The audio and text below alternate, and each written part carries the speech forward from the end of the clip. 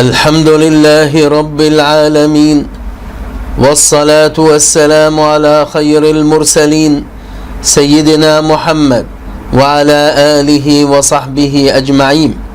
وبعد، في هذه الحلقة أتناول بمشيئة الله عز وجل بيان أهمية البصيرة في الدين، وأنها أهم مؤهل يحتاج إليه أهل العمل لدين الله عز وجل، وأهل الدعوة إلى الله تبارك وتعالى، وأهل الحسبة على دين الله عز وجل، وأهل الجهاد في سبيل الله تبارك وتعالى. أهل العلم جميعا يحتاجون إلى البصيرة في الدين. قال المولى تبارك وتعالى آمرا نبيه صلى الله عليه وسلم: قل هذه سبيلي أدعو إلى الله على بصيرة أنا ومن اتبعني وسبحان الله وما أنا من المشركين. قل هذه سبيلي، الأمر للنبي عليه الصلاة والسلام. سبيل النبي عليه الصلاة والسلام الدعوة إلى الله على بصيرة.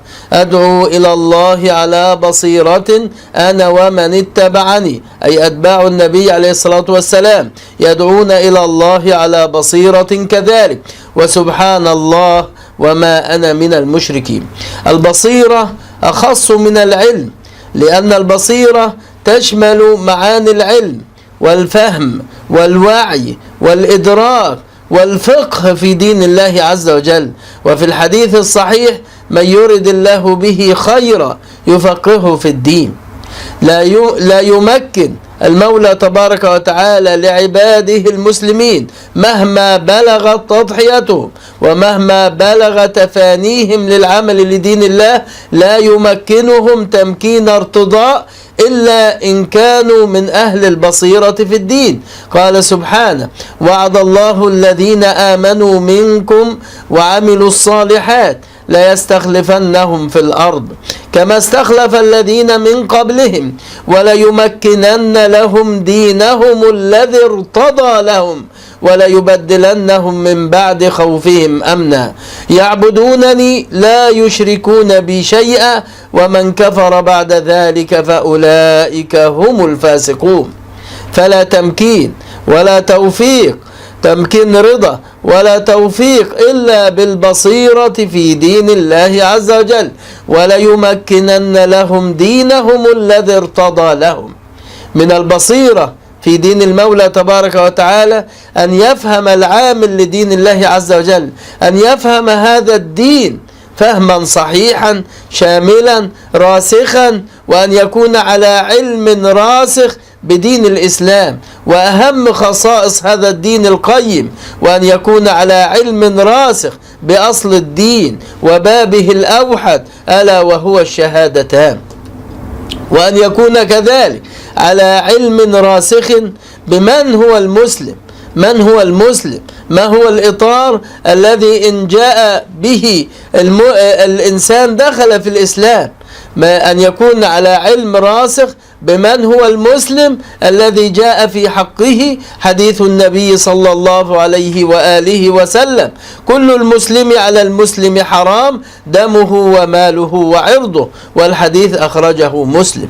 وأن يكون أيضا على علم راسخ بقواعد الشريعة التي تحفظ حقوق هذا المسلم، وأن يكون شديد الحرص على وحدة أمة الإسلام وتكاتفها وتآلفها وتراحمها، إنما المؤمنون إخوة. أن يكون على معرفة بأهم عوامل الوحدة والتكامل بين صفوف الأمة الواحدة: وإن هذه أمتكم أمة واحدة وأنا ربكم فاتقون. أن يكون على علم بإطار الجماعة الناجية التي تتميز أول ما تتميز بالبصيرة في الدين. أن ينبغي أن يكون على معرفة راسخة بهدي هذه الجماعة، الهدي العدل الوسط، حتى في معاملة الفرق المخالفة، الفرق الإسلامية الأخرى الداخلة في الاصطفاء العام لدين الإسلام، ولكنها ضلت الطريق في بعض جوانب الدين. داخلة في الاصطفاء. كل من قال لا إله إلا الله محمد رسول الله معتقدا للشهادتين، معتقدا لدين الإسلام، دخل في الإسلام. إن اعتقد بعض العقائد الضالة لا يزال في الاصطفاء العام للإسلام، ولكنه ظالم لنفسه بما ارتكب وتلبس بالبدع والأخطاء. البصيرة في الدين تعني أن نكون على معرفة بحقوق هؤلاء، حقوق كل مسلم حتى وإن كان من الفرق الضالة. هناك حقوق يستحقها المسلم على المسلم. من البصيرة في الدين أن نعرف الهدي الإسلامي الصحيح في تقنين الخلاف بين طوائف الأمة، لأنها أمة واحدة. نحتاج أشد الاحتياج إلى الاتفاق على إطار شرعي سديد يقنن الاختلاف فلا يكفر بعضنا بعضا. لابد من إطار شرعي يعالج الغلو ويحارب التطرف ويكشف الخلل ويبين الإطار الصحيح للتعامل مع كل مسلم حتى وإن كان مخالفا. من البصيرة في الدين أن نعلم المذاهب العلم الراسخة في العلم التي تمثل إطار النجاة. من البصيرة في الدين أن نكون على معرفة بالمدارس والمذاهب المتخصصة في علوم الدين. من البصيرة في الدين أن نتمسك بهذه الجماعة الناجية، أهل السنة والجماعة، سواد أهل الإسلام الأعظم على مر عصور الإسلام. أن نبتعد عن الضلالات التي جاءت بها الفرق المبتدعة، ضلالات الخروج وضلالات التشيع وضلالات الاعتزال وضلالات الحشو والتجسيم والضلالات الإرجاء والتجاهم. لابد البصيرة في الدين تستدعي أن يكون المسلم على علم بهذا. أيضا لا ينبغي ولا يصح أن يقوم المسلم على ثغور الدين وأن يعمل للدين إلا إن كان يحمل قدرا كافيا من البصيرة والمعرفة في مختلف جوانب الدين العلمية والعلمية. الداعية إلى الله عز وجل بغير بصيرة يأثم، لأنه يخالف أمر الله عز وجل. قل هذه سبيلي أدعو إلى الله على بصيرة أنا ومن اتبعني. الذي يدعو على غير بصيرة يضل نفسه ويضل معها غيره ممن يدعوهم إلى ضلالته.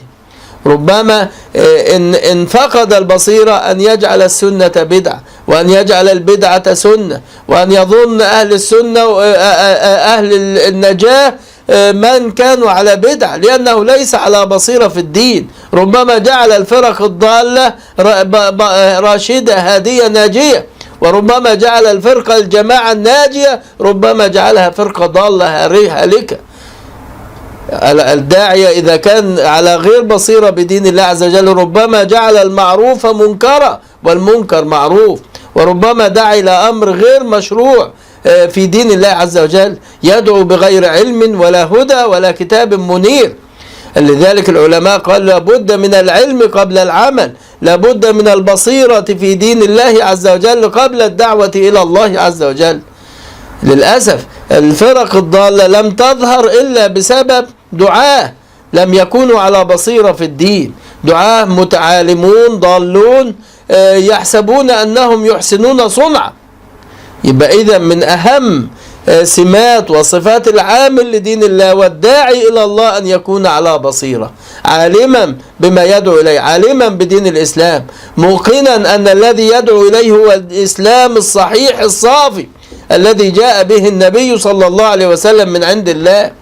كثير من الدعاة للأسف لم يوفقوا إلى البصيرة في الدين، فصبغوا الدعوة إلى الله عز وجل بصبغ مخالفة للإسلام، بصبغ مخالفة لعقائد النجاة، بصبغ من الأفكار الضالة والمذاهب المخالفة. هؤلاء ليسوا دعاء إلى الإسلام الصافي الذي أمرنا النبي صلى الله عليه وسلم أن نقوم عليه. قل هذه سبيلي أدعو إلى الله على بصيرة أنا ومن اتبعني. وبالتالي هؤلاء الذين يعملون للدين وهم ليسوا على بصيرة في الدين هم حجر عثرة أمام الدعوة إلى الله وأمام دين الله عز وجل، وهم بعدم البصيرة يفرقون المسلمين وينفرون غير المسلمين من الدخول في دين الإسلام. العلوم التي جاء بها هذا الدين القيم. علوم الإسلام على قدر عظيم من السعة والعمق والشمول، مما يحتاج إلى شك إلى التخصص. لا يحيط بهذه العلوم إلا الأفذاذ من العلماء الذين ضحوا بأعمارهم وأموالهم وجهودهم من أجل تحصيل العلم. العلم لا يجمعه ولا يقوم به إلا الراسخون في العلم.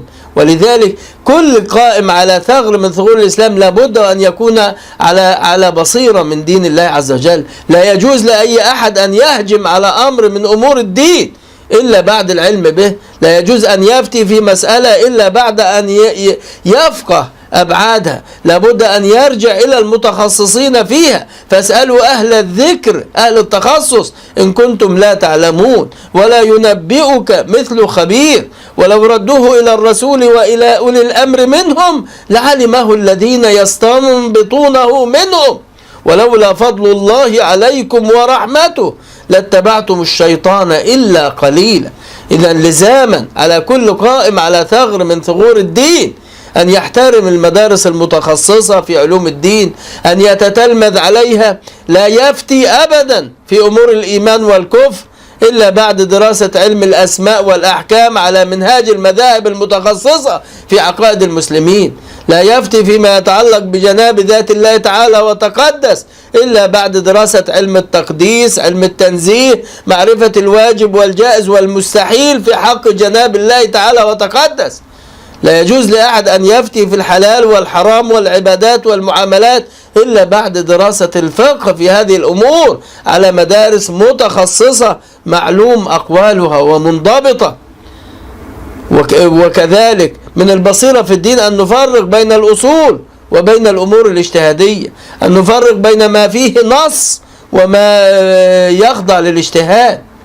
يبقى نضع كل أمر في نصابه بغير إفراط ولا تفريط، لأن هذا من البصيرة في الدين. والله عز وجل جعل الدعوة إلى الله لا تكون إلا بالبصيرة. قل هذه سبيلي أدعو إلى الله على بصيرة أنا ومن اتبعني. البصيرة هي العلم الراسخ، الفقه في دين الله، الفهم الواسع لكافة جوانب دين الله عز وجل. من أعظم الآفات أن يعمل الإنسان للدين، أن يقوم على ثغر الدعوة وهو يجهل دين الله عز وجل، وهو لا يحترم تخصص المتخصصين في علوم الإسلام. ولذلك كثير من الدعاة قامت دعوتهم على جهل فضلوا وأضلوا وهم يحسبون أنهم يحسنون صنعا، جروا أتباعهم إلى غلو وإلى إفراط أو تفريط، إلى غلو في تكفير أو في تبديع أو في استحلال حرمات المسلمين. يبقى لابد لكل عامل لدين الله عز وجل أن يكون مؤهلا لحمل هذه الأمانة بالعلم والفهم والبصيرة في دين الله عز وجل، وإلا أفسد والعياذ بالله من حيث يقصد الصلاح، ويكون والعياذ بالله داعية إلى بدعة وضلالة، وهؤلاء ينالهم شيء من وعيد الله عز وجل. قل هل ننبئكم بالأخسرين أعمالا الذين ضل سعيهم في الحياة الدنيا وهم يحسبون أنهم يحسنون صنعا. الأمر خطير، الأمر جسيم. لابد للعامل لدين الله، لابد للداعية إلى الله أن يكون فقيها بدين الله عز وجل، أن يكون على بصيرة من دين الله تبارك وتعالى، وإلا يتأنى حتى يطلب العلم من منابعه الصحيحة ومن مذاهبه المتخصصة، وبعد ذلك يقوم بالعمل لدين الله عز وجل. من أهم جوانب البصيرة في الدين العلم الراسخ بدين الإسلام، وأهم خصائص هذا الدين القيم، وأنه الدين الذي لا يقبل الله من العباد جميعا دينا سواه، إن الدين عند الله الإسلام. وقال سبحانه: ومن يبتغي غير الإسلام دينا فلن يقبل منه وهو في الآخرة من الخاسرين. من أهم خصائص هذا الدين أنه الدين الخاتم الذي ختمت به جميع الرسالات، أنه إلى الناس كافة وإلى قيام الساعة، أنه الدين الناسخ لكل ما سبقه من الأديان، مهيمن على الأديان كلها، أنه محفوظ بحفظ الله عز وجل وإلى قيام الساعة، وإنه لكتاب عزيز لا يأتيه الباطل من بين يديه ولا من خلفه، تنزيل من حكيم حميد. دين لا يقبل الله عز وجل من العباد جميعا بعد بعثة النبي صلى الله عليه وآله وسلم وإلى قيام الساعة دينا سواه، ومن يبتغي غير الإسلام دينا فلن يقبل منه وهو في الآخرة من الخاسرين. من البصيرة في الدين أن نعلم أن باب الإسلام الأوحد هو الشهادة، شهادة الإسلام، أشهد أن لا إله إلا الله وأشهد أن محمدا رسول الله. والحديث الذي أخرجه مسلم عن النبي صلى الله عليه وآله وسلم: أشهد أن لا إله إلا الله وأني رسول الله لا يلقى الله بهما عبد غير شاك فيهما إلا دخل الجنة. يبقى باب الإسلام الأوحد هو الشهادتان، ومن أتى بها فهو مسلم، له على المسلم حق المسلم، كل المسلم على المسلم حرام دمه وماله وعرضه. من أهم جوانب البصيرة في دين الله عز وجل أن نعلم المسلم وأن نعرف قواعد الشريعة التي تحفظ حقوق المسلم. المسلم هو كل من قال لا إله إلا الله محمد رسول الله مقرا لها بلسانه معتقدا لها بقلبه. هذا المسلم لا يمكن ولا يجوز في دين الله عز وجل أن نكفره لا بذنب ولا بخطأ ولا بجهل ولا بتأويل ولا بلازم قول ولا ببدعة حتى ينكر والعياذ بالله معلوما من الدين بالضرورة، أو يجحد فريضة من فرائض الله، أو يستحل كبيرة ومحرم من المحرمات، وتقوم عليه الحجة الشرعية التامة المستوفية لشروطها وموانعها. هذا المسلم الذي جاء فيه حديث النبي صلى الله عليه وسلم: كل المسلم على المسلم حرام دمه وماله وعرضه. من أهم جوانب البصيرة في دين الله عز وجل أن نعلم أن المسلمين أمة واحدة من دون الأمم، هم وحدهم بحمد الله الداخلون في الاصطفاء، هم المؤمنون بالله ورسوله، ومن عداهم كفار بالله جاحدون لنبوة الرسول صلى الله عليه وسلم. جاء فيهم قول المولى تبارك وتعالى: إن الذين يكفرون بالله ورسله ويريدون أن يفرقوا بين الله ورسله ويقولون نؤمن ببعض ونكفر ببعض، كما قالت اليهود آمنا بعب موسى وكفروا بعيسى ومحمد، وكما قالت النصارى آمنا بموسى وعيسى وكفروا برسول الله صلى الله عليه وسلم، ويقولون نؤمن ببعض ونكفر ببعض ويريدون أن يتخذوا بين ذلك سبيلا أولئك هم الكافرون حقا. هذا كلام الله عز وجل: أولئك هم الكافرون حقا وأعتدنا للكافرين عذابا مهينا. والذين آمنوا بالله ورسله ولم يفرقوا بين أحد منهم أي آمنوا بالجميع أولئك سوف يؤتيهم أجورهم وكان الله غفورا رحيم. الآيات نزلت في أهل الكتاب الذين جحدوا نبوة النبي صلى الله عليه وسلم وقالوا نحن مؤمنون أو لنا رسالات ولنا أنبياء، فنزلت: ويريدون أن يفرقوا بين الله ورسله ويقولون نؤمن ببعض ونكفر ببعض ويريدون أن يتخذوا بين ذلك سبيلا أولئك هم الكافرون حقا وأعتدنا للكافرين عذابا مهينا. من أهم جوانب البصيرة في دين الله عز وجل أن نعلم أن الأصل بين المسلمين هو الوحدة والتآلف والتكامل والأخوة والتراحم. قال تعالى: إن هذه أمتكم أمة واحدة وأنا ربكم فاعبدون. وأكد ذلك سبحانه بقوله: وإن هذه أمتكم أمة واحدة وأنا ربكم فاتقون. وأكد على الوحدة بقوله سبحانه: واعتصموا بحبل الله جميعا ولا تفرقوا. وقال سبحانه: وتعاونوا على البر والتقوى ولا تعاونوا على الإثم والعدوان واتقوا الله إن الله شديد العقاب. وقال سبحانه: فاتقوا الله وأصلحوا ذات بينكم وأطيعوا الله ورسوله إن كنتم مؤمنين. وقال سبحانه: ولا تنازعوا فتفشلوا وتذهب ريحكم واصبروا إن الله مع الصابرين.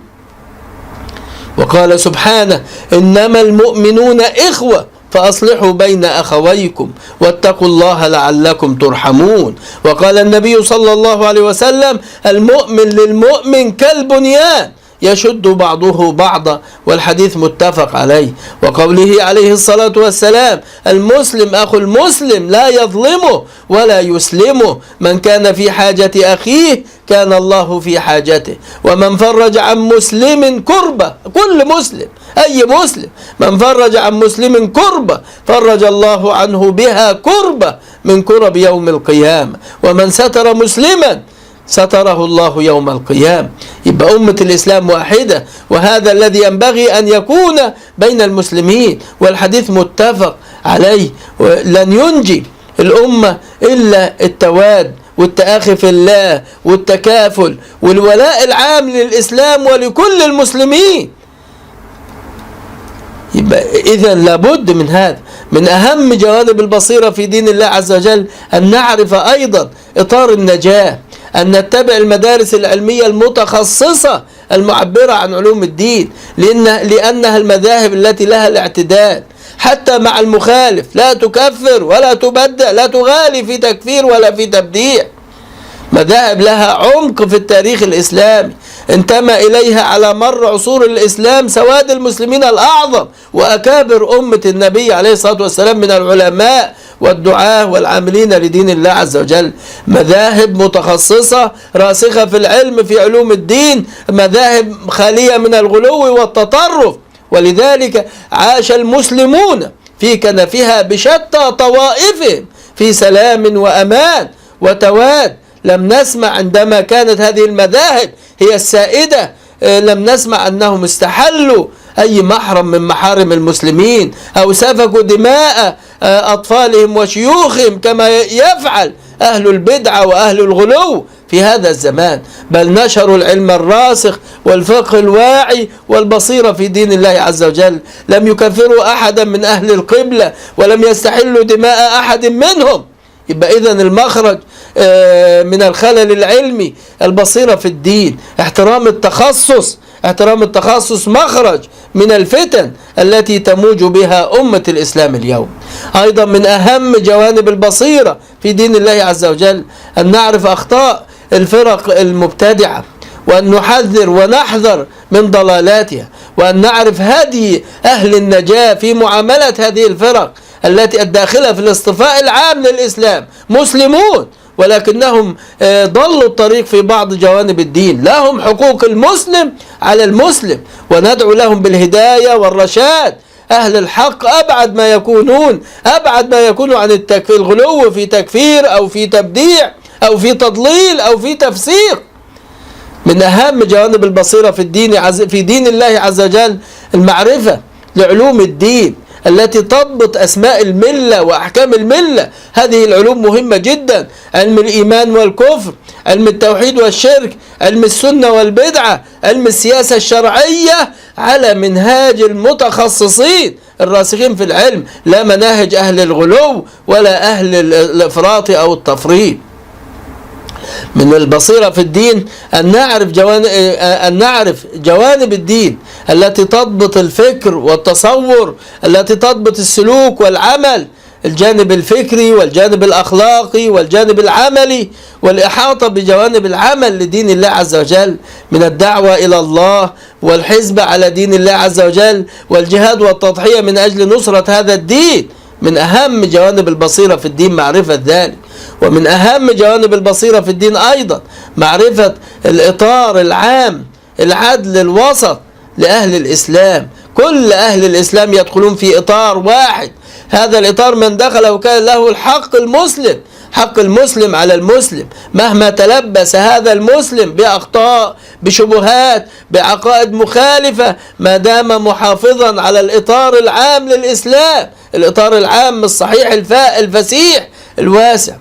يبقى لابد من معرفة حق هذا المسلم.